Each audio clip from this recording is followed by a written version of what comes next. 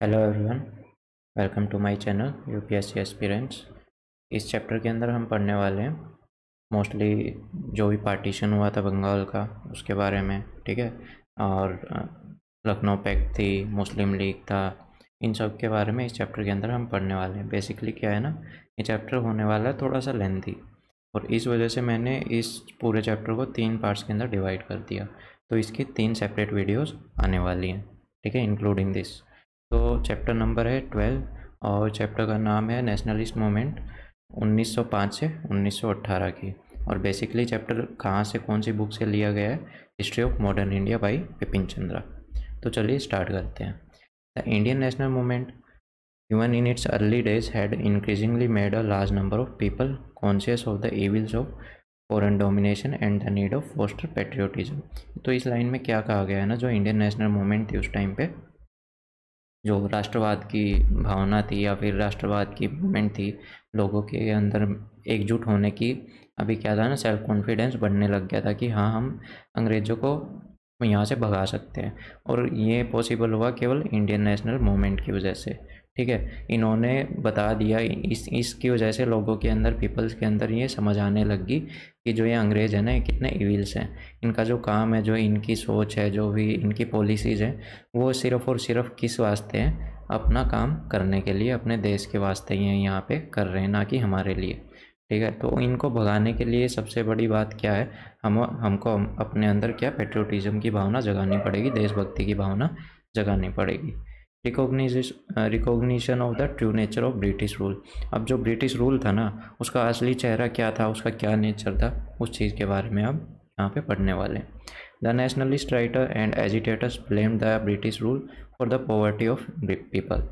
तो जो भी नेशनलिस्ट राइटर थे उस टाइम के, जितने भी रिफॉर्मर थे, उन्होंने किसको ब्लेम किया? अंग्रेज़ों को ब्लेम किया और उनकी पॉलिसी को ब्लेम किया इंडिया के अंदर गरीबी फैलाने के वास्ते।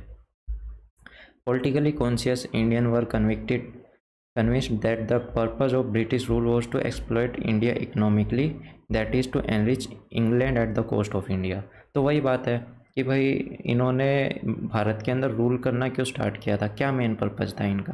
कि भाई हम इंडिया से पैसा निकालेंगे, यहाँ से बिल्कुल जितना भी प्रॉफिट हो सकता है वो सारा निकाले, भले ही यहाँ के लोग मरे या कुछ भी हो, हमको मतलब नहीं है। हमको यहाँ से अपना पैसा निकालना है, जितना प्रॉफिट है सब कुछ निकालना है। यहाँ का अनाज हो या फिर यहाँ का ट्रेड हो, सब कुछ हमको यहाँ से फ़ायदा निकालना है। और कहाँ पे लेके जाना है? इंग्लैंड के अंदर। तो मतलब इंग्लैंड किसके भरोसे पे चल रहा था? भारत की जो उपज थी, यहाँ की जो जितना भी, मतलब यहाँ से जो भी ट्रेड होता था, जो भी इनको प्रॉफिट होता था, उसके भरोसे पे ये अपने देश के अंदर काफ़ी डेवलपमेंट करते जा रहे थे और वहाँ का जो टैक्स था उसको माफ़ करते जा रहे थे। In particular the nationalist come to say that Indian industry could not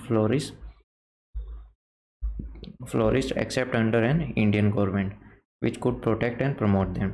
तो यहाँ पे क्या कहा गया ना, जो इंडियन इंडस्ट्रीज़ थी वो किसके अंडर में फ्लोरिश नहीं हुआ, किसके अंडर में इतना प्रोडक्टिव नहीं हो रही थी, क्यों इतना आगे नहीं बढ़ पा रही थी? क्योंकि अंग्रेज़ों ने उनके ऊपर टैक्स वगैरह लगा रखे थे, है ना। यहाँ से जो भी वो माल बना के दूसरे कंट्रीज़ में बेचती, उधर भी उन पे हैवी टैक्स लगाते, टैरिफ लगाते कि भाई यहाँ पे अगर आपको बेचना है तो इस देश की सीमा में घुसना है तो इतना टैक्स देना पड़ेगा। अब उनको बचाने के लिए केवल और केवल एक ही रास्ता था, वो थी सेल्फ गवर्नमेंट। इंडियन गवर्नमेंट यहाँ पे आए और इंडियन गवर्नमेंट जो बाहर से इंडिया के अंदर सामान आता है उस पर टैक्स लगाए, ताकि वो महंगा होए और जो हमारा जो सामान है वो सस्ता हो जाए, और जो हमारी इंडस्ट्री है उनकी क्या हो जाए? ग्रोथ हो जाए। The evil economic consequences of the foreign rule was symbolized in the eye of the people by the disastrous famine which ravaged India from 1896 to 1900 and took a toll of over 90 lakh of lives। तो यहाँ पे क्या कहा गया है ना, कि जो भी फॉरेन रूल था, जो भी अंग्रेज़ थे, जिस हिसाब से वो इंडिया के अंदर पॉलिसी बना रहे थे, जिस हिसाब से वो यहाँ से टैक्स ले रहे थे, लोगों से कर ले रहे थे जितना भी हो रहा, या मान लो जो भी उनकी प्रोड्यूस होती थी, जो भी वो खेती बाड़ी करते थे, वहाँ से भी उनसे डबल डबल टैक्स वो वसूलते थे इलीगली, जिसकी वजह से उन लोगों के पास खाने को कुछ बचता नहीं था। उस वजह से यहाँ पे अकाल पड़ता था, फेमाइंस पड़ता था। और 1800 से 1900 के बीच में, 1896 से 1900 के बीच में 4 साल के अंदर ऐसे ऐसे काफ़ी ज़्यादा पड़े, हर एक स्टेट के अंदर पड़े। जिसमें 90 लाख से ज़्यादा लोग मारे गए, जैसे कि यूपी हो गया, बिहार हो गया, मद्रास हो गया, इन स्टेट्स का तो काफ़ी बुरा हाल हुआ था उस टाइम पे। The political events of the year 1892 to 1905 also disappointed the nationalists and made them think of moral radical politics. The Indian Council Act of 1892 was a complete disappointment. तो यहाँ पे क्या कहा गया है ना, जितने भी पॉलिटिकल इवेंट्स होते थे 1892 से 1905 के बीच में, उस टाइम पे इंडियन नेशनल कांग्रेस आ चुकी थी। अब वो उन्होंने अंग्रेज़ों के ऊपर प्रेशर बनाना स्टार्ट कर दिया। तो अंग्रेज़ क्या करते थे ना कि उन्होंने इंडियन काउंसिल एक्ट बना दी, जिसके अंदर मेंबर्स की संख्या बढ़ा दी, लेकिन फिर भी जो मेजॉरिटी थी वो वाइसरॉय के पास रहती थी। तो इस वजह से ये बस जो कांग्रेस के लीडर्स थे या फिर जितने भी और नेशनल लीडर्स हो गए, उनको एक तरह से बहला फुसला रहे थे कि भाई ठीक है, हम आपके लिए कुछ कर रहे हैं, आप टेंशन ना लो, लेकिन रियलिटी में कुछ भी नहीं हो रहा था। On the other hand, even the existing political rights of the people were attacked. In 1898, a law was passed making it an offense to excite feeling of disaffection towards the foreign government. तो मतलब अब जो बचे Kuche rights भी थे ना, जितने भी पॉलिटिकल राइट्स थे, उनको भी धीरे धीरे क्या है ना अंग्रेज छीन रहे थे। 1898 में इन्होंने लॉ पास किया, जिसके अंदर क्या कहा गया, अगर आप गवर्नमेंट की बुराई करोगे, ठीक है ना, तो आपके खिलाफ कार्रवाई होगी और इसको जुर्म माना जाएगा, ऑफेंस माना जाएगा और आपको जेल के अंदर भी डाल दिया जाएगा।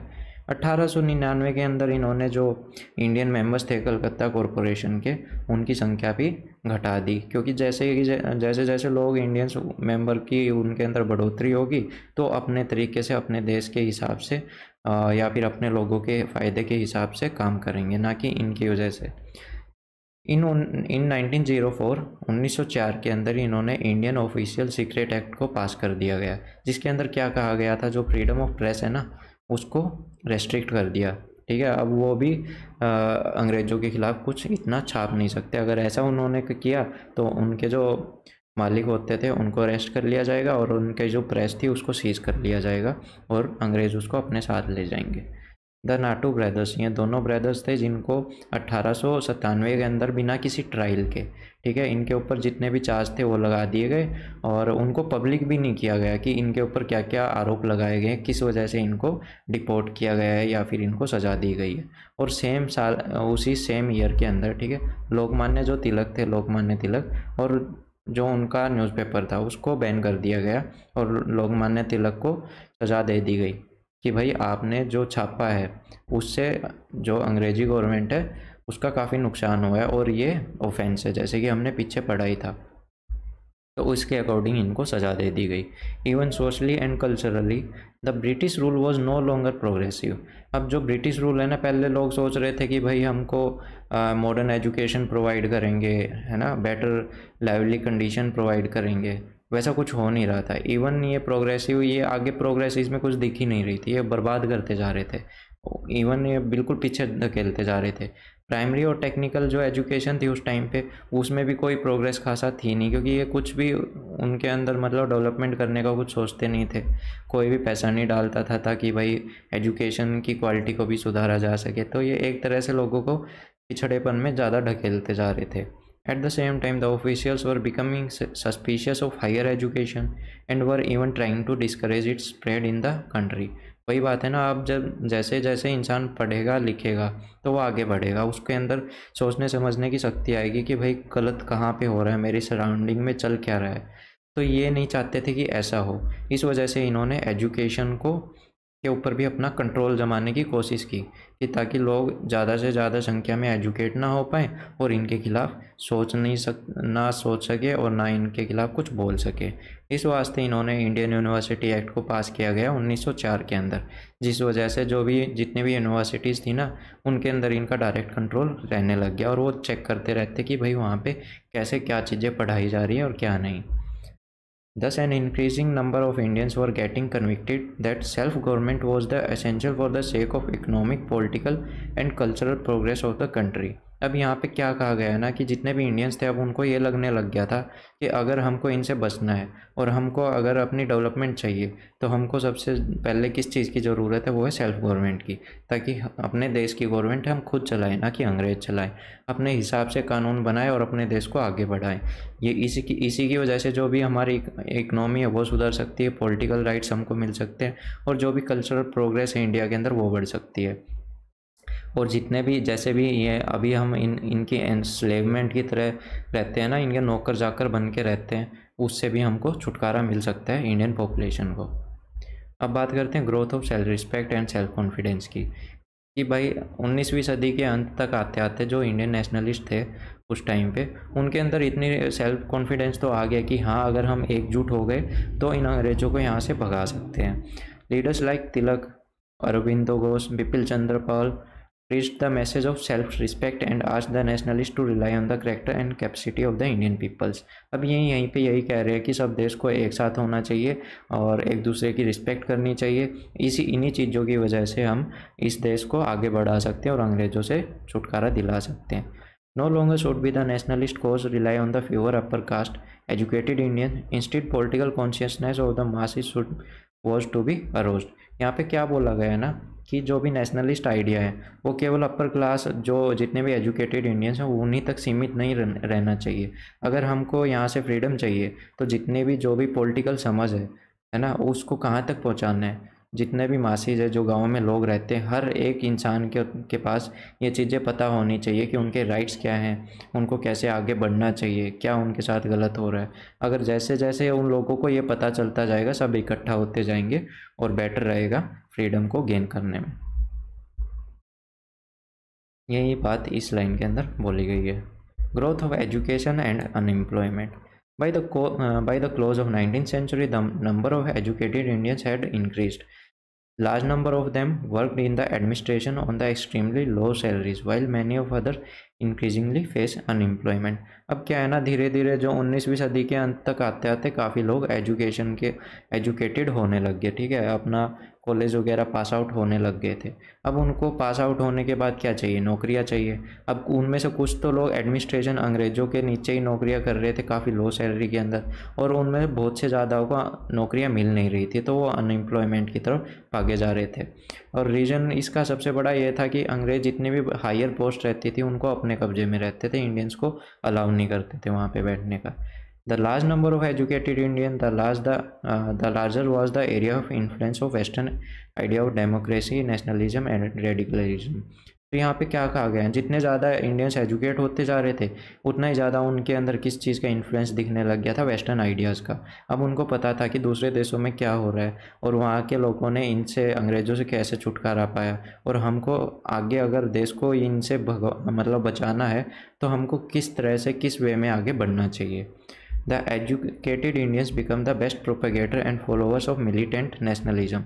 अब क्या था ना, जो एजुकेटेड इंडियंस थे, जो पढ़े लिखे इंडियंस थे, भारतीय थे, अब उनको पता था कि किस वे से हमको इनसे छुटकारा चाहिए, तो उन्होंने किस चीज़ का सहारा लिया, जो उग्र राष्ट्रवाद था, ठीक है, मिलिटेंट क्या था ना, ये लड़ाई झगड़े करके मतलब ऐसे शांति से ये फ्रीडम नहीं चाहते थे, और इनका काम भी नहीं था कि हमको शांति से, तो देख लिया हमने वेट करके नहीं मिल रही, लेकिन अब हम दूसरा तरीका अपनाएंगे। Because they were low paid. अब इनको क्योंकि एक नाराज़गी ये भी थी ना, इनके पास इतनी एजुकेशन थी फिर भी इनको कम सैलरी मिल रही थी, और आधे से ज़्यादा लोगों को तो नौकरियाँ ही नहीं थी। इस वजह से ये इन चीज़ों की तरफ धकेलने लगे अपने आप को, उन चीज़ों की तरफ लेके जाने लगे। और सबसे बड़ी बात यह भी रही है, इन्होंने जो यूरोपियन कंट्रीज़ है, पूरी वर्ल्ड हिस्ट्री देखी और वहाँ पे कैसे क्या एजुकेशन ने कितना ट्रांसफॉर्मेशन किया है और वहाँ के लोगों को कैसे फ्रीडम दिलवाई, इन चीज़ों का भी इनको ज्ञान हो चुका था। और अब बात करते हैं international. Several events abroad during this period tended to encourage the growth of militant nationalism in India. The rise of modern Japan after 1868 showed that backward Asian country could develop itself without the western control.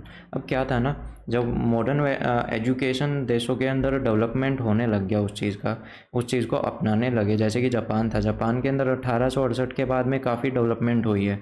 उन्होंने जो भी western ideas थे उनको अपनाया और अपने आप को इतना स्ट्रॉन्ग बना लिया ना कि आगे जाके इन्होंने एक छोटे से देश ने किसको हरा दिया था, रसिया को हरा दिया था और अपनी फ्रीडम की तरफ आगे बढ़ने लगे थे। ऐसे सेम वे में इथोपियंस ने 1886 में इटालियन आर्मी को हरा दिया। अब तो भाई ये तो साफ हो गया था कि छोटे छोटे देश है ना, बड़ी से बड़ी आर्मी को हरा सकते हैं जब वो एकजुट हो और उनके पास प्रॉपर नॉलेज हो किसी चीज़ की। Everywhere in Asia people heard with enthusiasm, काफ़ी जोश से लोग सुनते थे कि भाई छोटे से एशियन कंट्रीज़ ने है ना विक्ट्री पाली किस पे, बिगेस्ट आर्मी, जो बिगेस्ट मिलिट्री थी यूरोप की, उन पे अंग्रेज हो गए, इनको भगा दिया उन्होंने। Revolutionary movements in Ireland, Russia, Egypt, Turkey and China. अब जो भी ऐसे मतलब जो रिवोल्यूशनरी मूवमेंट हो रही थी अपने फ्रीडम के लिए, कहाँ पे, आयरलैंड, रसिया, इजिप्ट, टर्की और चाइना, है ना, और Boer war in South Africa. Convince the Indian that a united people willing to make sacrifice could challenge even the most powerful और ऑफ द डेस्पोटिक गवर्नमेंट्स। अब यहाँ पे क्या कहा गया ना कि भाई अगर देश के लोग सेक्रीफाई करने को रेडी हो जाएं कि भाई हाँ या तो मरेंगे या मार डालेंगे या फिर फ्रीडम लेके हटेंगे, अगर इस सोच पे आ जाए ना तो बड़ी से बड़ी गवर्नमेंट को, बड़ी से बड़ी पावरफुल से पावरफुल मिलिट्री को या फिर एयरफोर्स कुछ भी हो, सबको यहाँ से उखाड़ फेंक सकती है, भगा सकती है और अपनी फ्रीडम या फिर उनको जो चाहिए वो पा सकती है। और यही साबित किसने किया था, आयरलैंड ने किया था, इजिप्ट, टर्की, चाइना, इन देशों ने ये साबित करके दिखा दिया था कि भाई ऐसा पॉसिबल है। The existence of militant nationalist school of thoughts. अब बात करते हैं जो मिलिटेंट नेशनलिस्ट थे उस टाइम के, उन्होंने अपनी अपनी ब्रांचेस बनाई हुई थी, उनके बारे में बात करते हैं। From almost the beginning of the national movement of A school of militant nationalism had existed in the country. This school was represented by leaders like Raj Narayan Bose, Ashwani Kumar Dutt in Bengal, Vishnu Shastri Chiplunkar in Maharashtra. अब क्या थे ना, इनके जो leaders थे वो country के different parts के अंदर रहते थे और ऐसे ग्रुप्स इंडिया के अंदर बहुत थे उस टाइम पे। और इनके लीडर्स मेनली कौन कौन थे, जैसे कि राजनारायण बोस और अश्वनी कुमार दत्त कहाँ पे हो गए, बंगाल के अंदर हो गए, है ना।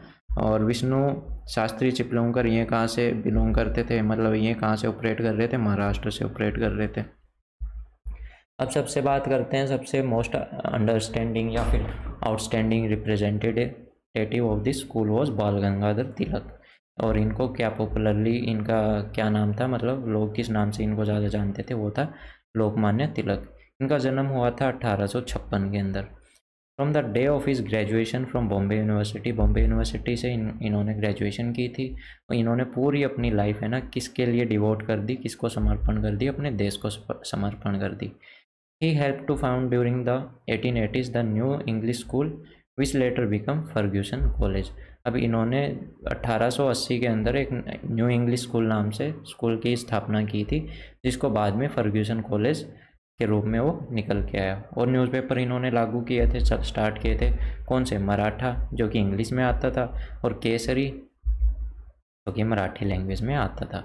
फ्रॉम 1889 1889 से इन्होंने केसरी को एडिट करके मतलब उसके अंदर क्या दिखाने लगे, केसरी के अंदर नेशनलिज्म, राष्ट्रवाद की भावना को दिखाने लगे अपनी पहली ही कॉलम के अंदर, और लोगों को बताते और उनके अंदर सेल्फ कॉन्फिडेंस जगाते और भाई लड़ने की इच्छा दिखाते कि भाई अगर इंडिया को इंडिपेंडेंस दिलाना है तो हम ही लोग इस चीज़ को कर सकते हैं। इन 1893 के अंदर he started using the traditional religious Ganpati festival. इन्होंने गणपति फेस्टिवल स्टार्ट कर दिया ताकि ये सभी लोगों को एकजुट रख सकें। और वहाँ पे जो सॉन्ग गाए जाते थे, जितनी भी स्पीचेस दी जाती थी, वो किस वास्ते दी जाती थी, ताकि हम इंडियंस को, हिंदुओं को एकजुट कर सकें। एंड इन 1895 में इन्होंने शिवाजी फेस्टिवल भी स्टार्ट कर दिया, ठीक है, कि महाराष्ट्र के अंदर जितने भी लोग हैं उनके अंदर भी ये राष्ट्रवाद की भावना को जगा सके। ड्यूरिंग 1896 टू 97, 1896 से 97 के अंदर इन्होंने नो टैक्स कैंपेन चला दिया महाराष्ट्र के अंदर, और बोला जहाँ पे भी जितना अकाल पड़ा हुआ है उन मज़दूरों को जो लैंड का रिवेन्यू है उसकी पेमेंट नहीं देनी अगर उनकी क्रॉप ख़राब हुई है। अब इस वास्ते क्या है ना, अंग्रेज़ों को ये लगा कि अंग्रेज़ों ने क्या किया ना, इनको अरेस्ट कर लिया ये कह के कि भाई आप तो लोगों को भड़का रहे हो गवर्नमेंट के ख़िलाफ़ और आप गवर्नमेंट को पसंद नहीं करते हो। और इस चीज़ का इन्होंने रूल पहले बना ही दिया था, जो भी डिसअफेक्शन दिखाएगा गवर्नमेंट के ख़िलाफ़ उसको सज़ा दी जाएगी और उसको ऑफेंस माना जाएगा। और इस वास्ते या तो इनको ऑप्शन दिया गया या तो आप माफ़ी मांग लो वरना आपको सज़ा होगी। इन्होंने माफ़ी मांगने से मना कर दिया और इनको 18 महीने की कड़ी सज़ा मिल गई। The most outstanding leader of the militant nationalism के सबसे बेस्ट कौन लीडर थे, यही थे लोकमान्य तिलक और बिपिन चंद्र पाल, अरविंदो घोष, लाला लाजपत राय। इनकी जो स्पीचेज होती थी, जितना भी पॉलिटिकल वर्क होता था वो किस वास्ते होता था, लोगों के अंदर सेल्फ कॉन्फिडेंस जगाए और उनके अंदर सेक्रीफाइस करने की भावना जगाए कि जब तक भाई करोगे मरोगे नहीं ना तब तक यहाँ पे आज़ादी नहीं मिलेगी और आगे आने वाली जनरेशन भी इनके अंडर में ही रहेगी और बर्बाद होंगे। अब बात करते हैं पार्टीशन ऑफ बंगाल का जो विभाजन हुआ था उस टाइम पे क्या क्या सीन हुए। The condition of emergence of militant nationalism has दस develop when in 1905 the partition of Bengal was announced and the Indian national movement entered its second stage. अब क्या था ना, जो मिलिटेंट नेशनलिज्म में जो उग्र राष्ट्रवाद था वो कैसे उठा था, कब उठा था, वो उठा था 1905 के बाद में, जब बंगाल के विभाजन की बात हुई थी कि भाई बंगाल को तोड़ा जा रहा है, ये दो भागों में बांटा जा रहा है। और उसी टाइम जो इंडियन नेशनल मूवमेंट है वो अपने दूसरे चरण में पहुंच गई थी। 20 जुलाई 1905 को लॉर्ड कर्जन ने इशू कर दिया था कि बंगाल को हम दो भाग में डिवाइड कर रहे हैं, ईस्टर्न और असम के अंदर। ईस्टर्न के अंदर कितने 3 करोड़ 10 लाख पॉपुलेशन रहेगी, ठीक है, और जो बाकी का जो बंगाल रहेगा उसकी पॉपुलेशन 54 मिलियन, मतलब 5 करोड़ 4 लाख के अराउंड, ठीक है। और जिसमें से 18 मिलियन क्या रहेंगे, बंगाली रहेंगे, 36 मिलियन बिहारी और उड़िया बोलने वाले लोग रहेंगे। It was said that the existing province of Bengal was too big to be efficiently administered by a single province government. यहाँ पे अंग्रेज़ों ने क्या तर्क दिया ना इनको बांटने के लिए कि जो बंगाल है वो बहुत बड़ा है और एक सिंगल गवर्नमेंट से वो नहीं चलाया जा सकता, इसलिए हम इनको दो भागों में डिवाइड कर रहे हैं ताकि दोनों जगह पे हम अच्छे से उसको चला सकें और जो भी गवर्नमेंट की पॉलिसीज़ है उनको अच्छे से लागू कर सके और लोगों को सब इन चीज़ों का बेनिफिट मिले। ये इन्होंने उस टाइम पे कारण बताया था।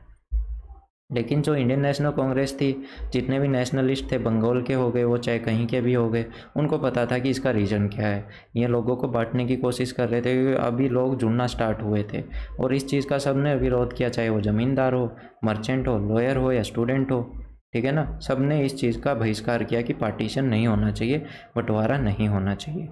Nationalist show that the act of partition as a challenge to Indian nationalism and not merely an administrative measure.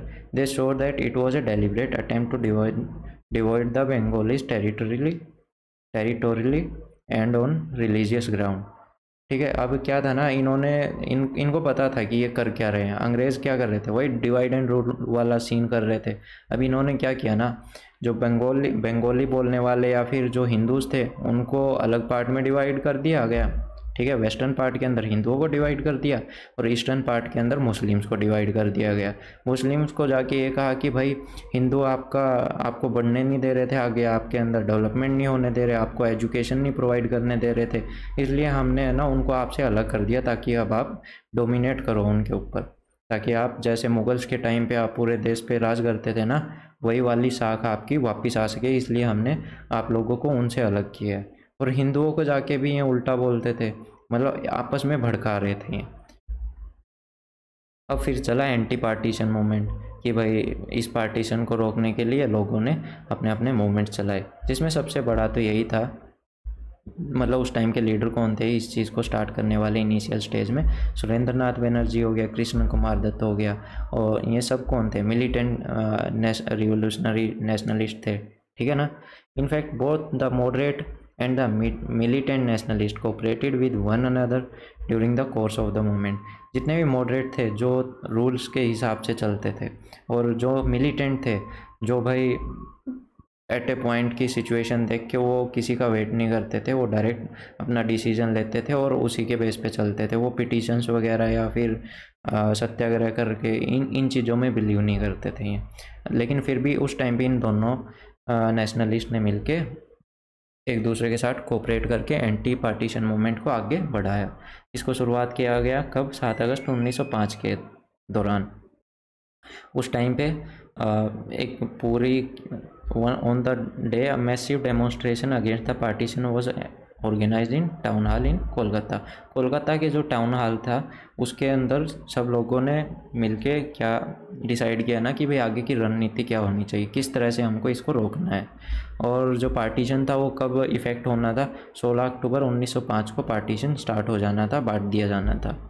अब क्या it was the observe as a day of fasting. जिस दिन ये पार्टीशन हुआ उस दिन लोगों ने फास्ट रखा, ठीक है। पूरे कलकत्ता के अंदर हड़ताल हुई, लोग अपने नंगे पांव जाके गंगा के अंदर स्नान करने लगे मॉर्निंग के अंदर।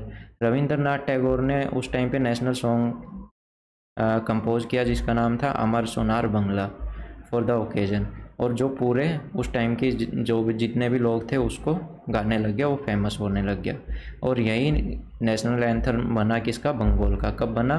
1971 में, जब उसको आज़ादी मिल गई थी। जब बंगाल का गठन हुआ था ना, तो बंगाल ने अपने नेशनल एंथम में बांग्लादेश जब अलग हुआ था और जब उसका फाउंडेशन हुआ था बांग्लादेश का 1971 के अंदर, तब उसने जो अपना नेशनल एंथम था वो कौन सा अपनाया था? अमर सोनार बंगला, ठीक है। और जो कलकत्ता की स्ट्रीट्स थी उस टाइम पे, वहाँ पे वंदे मातरम के नारे लग रहे थे, जो कि रातों रात पूरा पॉपुलर हो गया और नेशनल एंथम, नेशनल सॉन्ग बन गया कहाँ का? बंगाल का। और मॉर्निंग में लोगों ने कौन सी सेरेमनी बनाई? रक्षाबंधन मनाया, एक दूसरे की हाथों पे राखियाँ बांधी। हिंदू मुस्लिम आपस में राखियाँ बांध रहे थे एक दूसरे की कलाइयों पे कि भाई हम अनब्रेकेबल है, यूनिटी का प्रतीक देने के लिए। और आफ्टरनून, शाम के समय, जो आनंद मोहन बोस थे उन्होंने फाउंडेशन रखी किसकी? फेडरेशन हॉल की, ठीक है ना। किस वास्ते? कि भाई उन्होंने स्पीच दी थी कि भाई हम अलग नहीं हो सकते, हमारी जो यूनिटी है वो बरकरार रहेगी बंगाल की, चाहे गवर्नमेंट कुछ भी कर ले। और उस चीज़ को कितने लोगों ने एड्रेस किया था, कितने लोगों ने उस चीज़ को सुना था? उस टाइम पे कितने लोग शामिल हुए थे? 50,000 लोग उस चीज़ में शामिल हुए थे। और जो स्वदेशी मूवमेंट और बाइकआउट मूवमेंट ये चली थी जब ये पार्टीशन होने लगा था उस टाइम पे, कि भाई लोगों ने अंग्रेजी जो सामान था उसको बाइकआउट करना स्टार्ट कर दिया था। जितनी भी दुकानें थी जो अंग्रेजी कपड़े बेच रहे थे, जो भी सामान बेच रहे थे, उनको पब्लिकली लाके आग जलाने लग गए थे। और उसी वास्ते उसी बीच जो इंडियन टेक्सटाइल मिल्स थी ना, उनका ज़्यादा मात्रा में, ज़्यादा नंबर्स में इंडियन टेक्सटाइल मिल्स बनने लग गई थी, जितनी भी फैक्ट्रियाज थी इंडियंस की। क्योंकि सब लोग क्या कह रहे थे कि हमको स्वदेशी चाहिए, सब माल अपना इंडियंस का चाहिए, इंडियंस की बनी हुई चीज़ें हम खरीदेंगे, अब से हम अंग्रेज़ों की बनी हुई चीज़ें नहीं खरीदेंगे। जिसकी वजह से अंग्रेज़ों को काफ़ी लॉस हो रहा था। और जो आचार्य पीसी रॉय हैं उन्होंने भी क्या है, जो उस टाइम की जो फेमस केमिकल स्टोर था स्वदेशी, उसको बनाने में हेल्प की। रविंद्रनाथ टैगोर ने भी हेल्प की स्वदेशी स्टोर खोलने के लिए, जहाँ पे इंडियंस की बनी हुई चीज़ें ही मिलती थी। अब बात करते हैं नेशनल एजुकेशन इंस्टीट्यूट की, जहाँ पे टेक्निकल और फिजिकल एजुकेशन और लिटरेरी एजुकेशन प्रोवाइड करी जाती, उसको भी आगे और बढ़ाना था, ठीक है। इस वास्ते 15 अगस्त 1906 को national council of education setup की गई। और नेशनल कॉलेज वॉज, एक नेशनल कॉलेज बना गया जिसके प्रिंसिपल कौन बने? अरविंदो घोष। और जिसको कहाँ पे स्टार्ट किया गया? कलकत्ता के अंदर। ये था पार्ट 1। पार्ट 1 कंप्लीट होता है और नेक्स्ट क्लास के अंदर हम पार्ट 2 12 चैप्टर का स्टार्ट करेंगे, ठीक है। इस चैप्टर के अंदर कोई भी इशू हुआ हो तो प्लीज़ मेरे को बताइएगा ज़रूर कमेंट सेक्शन में। वीडियो अच्छी लगी हो तो लाइक कीजिएगा, और चैनल ना सब्सक्राइब किया हो तो प्लीज़ सब्सक्राइब ज़रूर कीजिएगा। Thank you, have a nice day.